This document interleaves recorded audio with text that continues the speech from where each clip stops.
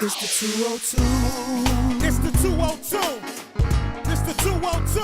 It's the 202. This is how we do when we party. It's the 202. It's the 202. Hello, everyone. Today on the 202, a businesswoman who's using innovation to help move citizens from beyond criminal backgrounds. Her own experience with incarceration helps drive her passion. Plus, the engine that's driving a former firehouse turned restaurant to new culinary heights is a Caribbean chef. And later, a DC man who's almost single-handedly keeping Gogo music in the headlines. It's all right here on the 202.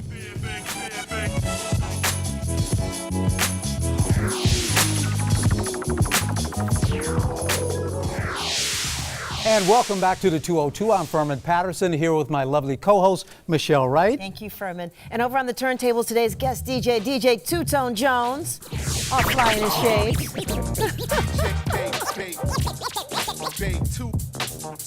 Now, consider for a moment what it feels like to return home from prison. The challenges you face on the outside can create just as many walls to second chance. As cities like DC work to unlock the future for returning citizens, private citizens like Teresa Hodge are also forging ahead in their own innovative programs to provide second chances. She does it because she's been in their shoes. Thank you so much for stopping by to speak with us. Welcome. Thank you for having me. Wow, I am anxious to hear about this program because I read about, and personally know so many people that have been incarcerated and they have so much trouble once they try to come home. Right. And I say try because it is, a challenge. It is a challenge. I call it the invisible life sentence, that when you come home from prison. According to the FBI database, there's over 100 million individuals who have an arrest or conviction record. That's almost 1/3 of our country. So we're talking about a problem that speaks to a lot of citizens. Many of us, carry the burden of going to prison, kind of like our dirty little secret in shame. And that's why it's important that folks who've been to prison come home and tell their stories and share with people what it's like to go to prison and come back. So you launched your own company. It's called Mission Launch. Tell us what that does and then tell us how you got there. Yeah. Well, Mission Launch, I co-founded it with my daughter, Laurin Hodge. She is the executive director. When Laurin was finishing college, I was finding myself involved in the criminal justice system. I was an entrepreneur who started a business, and when that business was investigated, I took responsibility. And when I went to trial to defend both myself and the organization, we lost. And in the end, as a first-time white-collar, nonviolent person, I received an 87-month federal prison sentence. That's 7 years, 3 months. I won part of an appeal, and in the end, I ended up serving 70 months, which is 5 years, 10 months. Wow. Wow. Wow. Tell me the first hurdle you had to jump over once you got out. When you come home, for most people, it's reacclimating yourself back to society. When you think of someone being away in prison, life in the world outside continues to evolve. And so if you've been away for 5, 10, 15, 20 years, your city changes. DC, when you look at DC 15 years ago, imagine someone going to prison and coming home today. So the first thing is just getting reacclimated to the city. Beyond that, it's getting a job. But the mere fact that you have a criminal record keeps you locked out of opportunities, often just by virtue of an application. There's a box on the application that says, have you ever been convicted of a crime? And if you check that box, it disqualifies many people instantly. That box also exists on college applications. It exists on applications just to seek housing. So there's so many hurdles that an individual has to overcome when they come home from prison. Now, you've been recognized for something that you're doing. Tell us what that is and how that came about. Well, first of all, a big shout out to John Legend and his foundation, Free America. He started a foundation, and he, in partnership with Bank of America and New Profit, started a cohort of 8 formerly incarcerated individuals. I was selected to be one of the 8. And for the project that I'm working on, which is called R3 Score. R3 Score de-risks individuals who have an arrest or conviction record with the hope that employers and decision makers will give second chances if they look beyond the criminal record and start to get a snapshot of who is this person today and how are they moving away from criminal activity. I want to know real quickly, how has that remove the box movement, has that assisted in some of your efforts? Well, what the box does is it removes the first level of barrier. Okay. But it does not remove the fact that a person can ask you, and it doesn't remove bias. So we all have, our feelings and our thoughts about individuals who've been to prison. And so when an employer is trying to make a decision, should I engage this person or not, their bias kicks in. Yes. And so does it help? Yes, because it allows individuals in many cases to at least get to a second level of the interviewing process, but it's usually at that second level where individuals are stopped. About 60% of the people who go to prison 3 years later don't have a job. Now, the district has its own agencies that deal with returning citizens, but tell us, how do people contact your organization? Our organization, you can contact it. We're online, and it's mission-launch.org. That's one of the ways. You can also Google Teresa Hodge or Mission Launch. We have had many opportunities, like being on the 202, to tell our stories, and so you can always find that information. Wow. We love the work that you're doing. Yes. This is amazing. What would you say are the top 3 challenges that returning citizens face right here in D.C.? D.C. is one of the cities that actually has good reentry services. Okay. And information that's available. It actually has an Office of Returning Citizen here in D.C. And the Ban the Box movement that the Office of Human Rights put out is really actually one of the better ones throughout the country. So D.C. is doing some things really right. But when you think about the number of people who have an arrest or conviction record, there's just not enough services. There are not enough places to live. There's not enough jobs. There are not enough employers, and there are not enough incentives. There is a bill that's called the Incarceration to Incorporation Entrepreneurial Program that's working through your legislation here, and it's basically focuses on necessity entrepreneurship. If someone's not going to give you a job, you have to create a job. Woo! Well, And you did a we TED applaud Talk, you. Yeah. which is so fun. Yes, I did. Yeah, thank you. Awesome. Yeah. Thank you. Thank you so Thank much. you We so applaud much. your work. Thank you so much. All right, coming up, something tasty is sparking new interest in a restaurant inside Old Engine Company number 12 in D.C. Chef Peter Prime is bringing a new Caribbean sizzle to the former firehouse. Don't you go away. The 202 will be right back.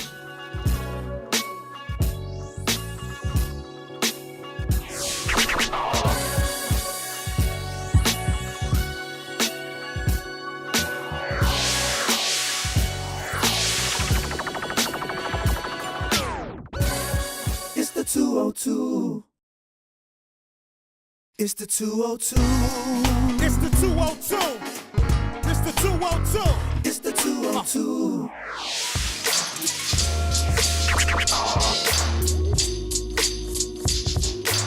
Welcome back to the 202. What's going on inside a 121-year-old former fire station sparked the attention of the Washington Post restaurant critic Tom Sietsema in a very big way. Sietsema says the restaurant's rib-sticking Caribbean delights have made it enormously satisfying addition to the neighborhood. And that's thanks to executive chef Peter Prime.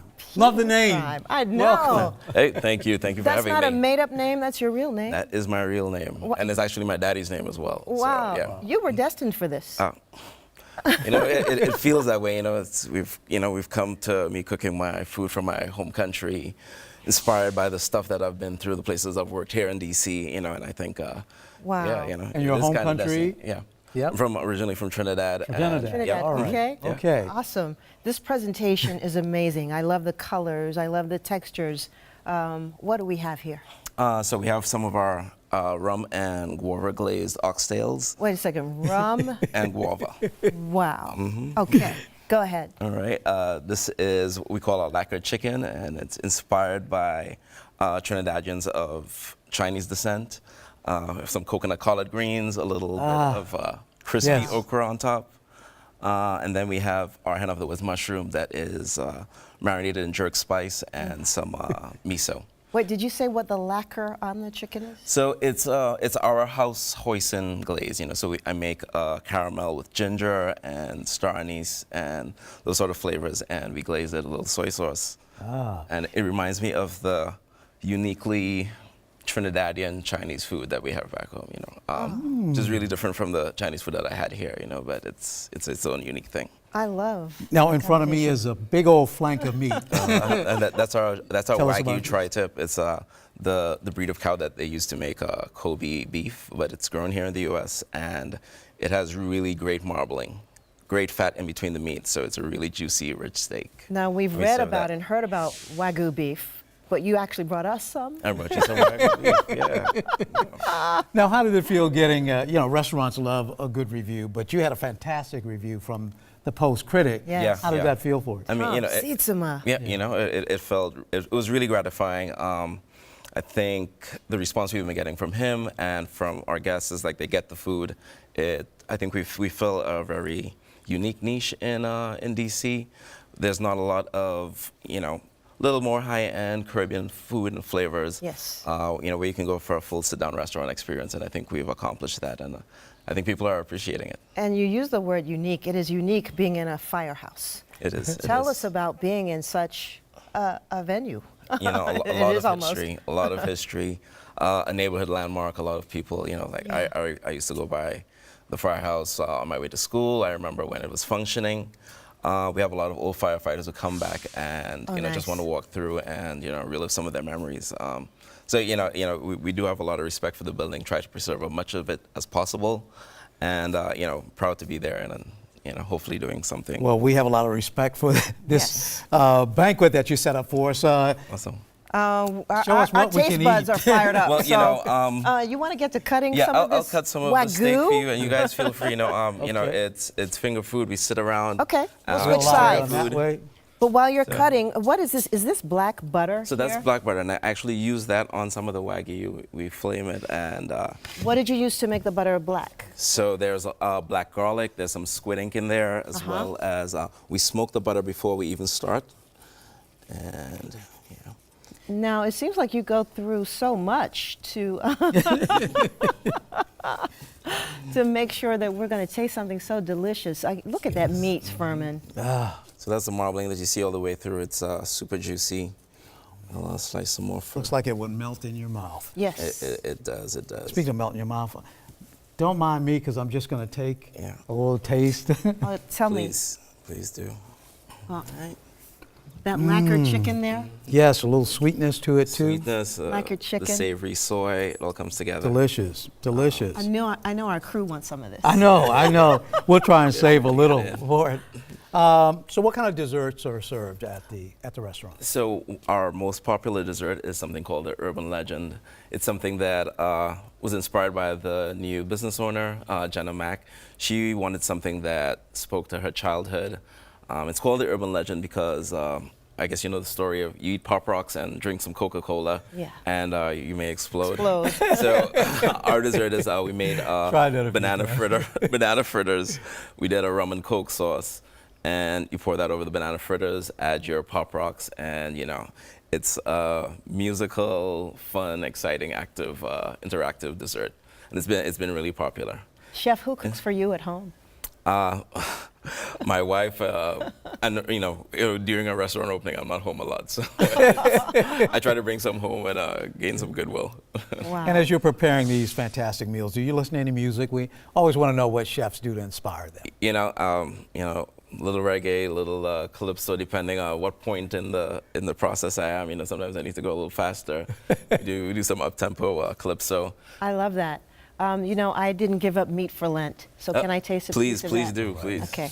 You have to cut me a smaller piece, just a little smaller piece. Let's get something right on that edge so I can, oh my goodness. There you go, right there, right there. Here we go. Please enjoy. Here we go. So what are you doing next? I mean, this restaurant seems to be doing fantastically. Any projects on the side? Next we plan to do our spring change. It's still so new. We want to keep relevant. When we have more stuff available, in the spring we want to bring in some new dishes. Some soft shell crab is on the way. We've had a lot of requests for curry goat. Maybe some roti. Curry. Wow. Curry. So we're gonna keep it. This, and I taste that butter, that black butter. Oh my goodness, that is decadent. Well, Michelle and I will Chef be to Prime. Spark very soon. Thank you so much for coming. Thanks for a Hey, delicious thank you for bread. having me. And the All right. dopest name Appreciate it. ever. Up next, he could be called Gogo music's de facto historian. Kato Hammond is at the forefront of a movement to keep Gogo front and center. The 202 will be right back after this.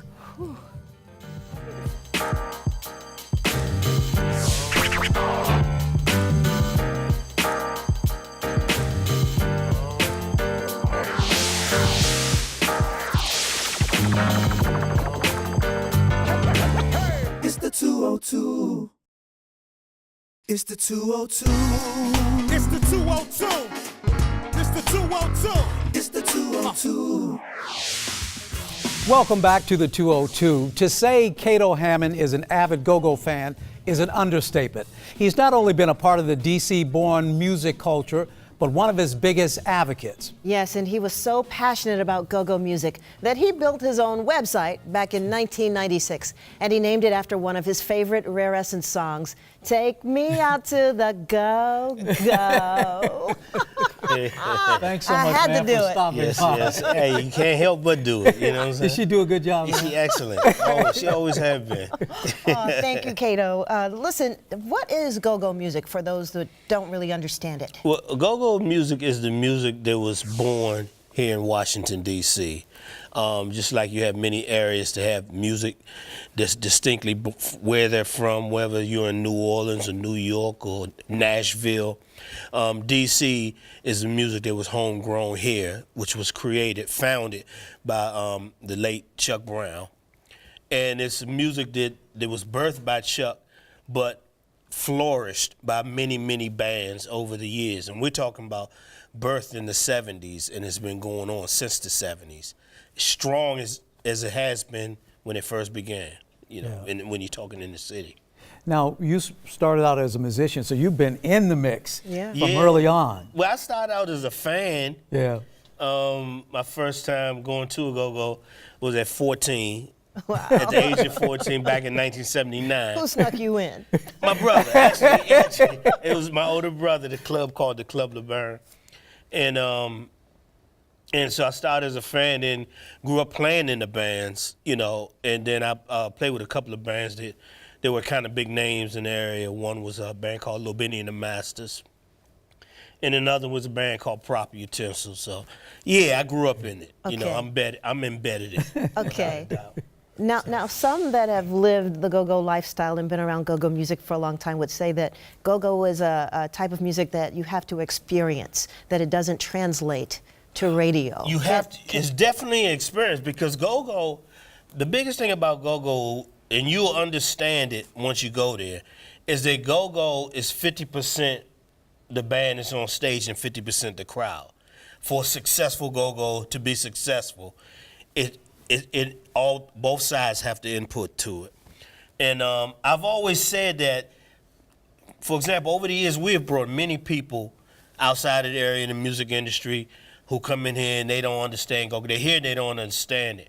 But once they go to one, they say, I get it. This is why this guy's talking so much. I never understood when I heard all I could hear is a guy talking. I didn't get it that he was really talking to people, you know. And I've always said that for go-go to successfully make it nationally, it would probably have to go on the road as an experience, like the Universal Circus, when you bring a whole experience like in a big tent. That's an I don't know if you remember that interesting- Steve Martin movie, Leap of Faith, where they would build up the big tent and then you would come and you would get that whole experience. Okay. Yeah. I've always said, you know, if they had the money, the funds to do something like that, people around the world would get the full understanding of it. Now, in the meantime, what you're doing, you've got a website. Yeah. You've got a radio show. Yeah. You've got a book that Michelle and I have been looking through. Yes. Tell us what's in the book. The book actually is basically an autobiography. Okay. My life story, and it breaks down by years. It begins with 1976, because even before go-go, live music was real prevalent in D.C. It always has been, all the way back to Duke Ellington. It always have been. And so it was bound for that to happen. So the book basically walks you through my eyes, walks you through 1976 all the way up. I ended in 96 when, around 2000 when I started the magazine. Okay. So the book really, and through my eyes of playing with the bands at different places, the situations we had dealing with trying to get Gogo on the radio over the years and playing at places like the Capitol Center and the Washington Coliseum and stuff like that. So the book talks about all of that. Even during the time in the 80s when everybody thought there was a big light shining on it, where they were making this movie called Good to Go, which was going to be starring Art Garfunkel, and it kind of was a big disappointment. This talks about all that, even the whole auditioning process when they were throwing auditions for that movie here in D.C., where it put a lot of people to work. The movie wasn't great, but especially a lot of kids from Duke Ellington School of the Arts was in it. And I went to Duke Ellington School of the Arts as well, so the book takes you through even those years through Duke Ellington, where a lot of musicians in Gogo, believe it or not, came through that school as well. I think you may be helping Gogo to survive. I would, I'd like to be, it's really, even when I started the website, when I started the website back in 1996, it was basically I wanted to learn how to build websites. You know what I'm saying? I was married and, I had to stop playing in the band. So building a website about Gogo was my way to be able to keep in the know of what's going on. But it kind of grew into what it does in, the whole radio station that we created online, because the internet provided that platform. You know what I'm saying? I've always said, I built Team Out Gogo and a lot has helped it, but I was just the guy who turned the light on in the lighthouse, and everything else, grew from there. Well, you're turning a light on now for Gogo. We appreciate what you're doing for DC and for the culture. Thank you so much for stopping by. Thank you for having me. Really. Don't mean a thing if it ain't got that. There you go. It don't mean a doggone thing. What a great show today. Thanks to Teresa Hodge, executive chef Peter Prime, and Kato Hammond. Of course, my lovely co-host, Michelle Wright. Thank you, and thanks to DJ Two-Tone Jones and to all of you for watching us. Furman and I are going to see you next time on the 202. And don't forget, check out episodes of the 202 on DC Radio, 96.3 HD4, and dcradio.gov.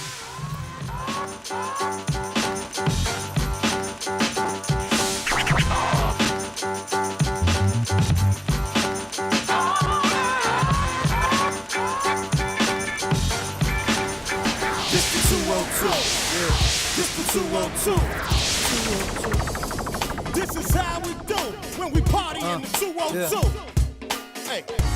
Home of that good live music. Come on. Live on set, live audience approves it. The best hosts, it don't get no tighter. Furman and Michelle can't get no righter. Taxation, no representation. But the 202 repping for the capital nation. So from 703 to the 301, yeah, we all come to have some fun. It's the 202.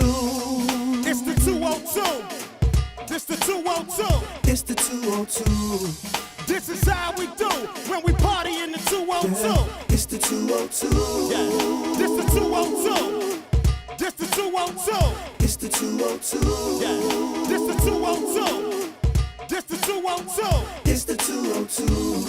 This is how we do when we party in the 202. It's the 202. It's the 202. It's the 202.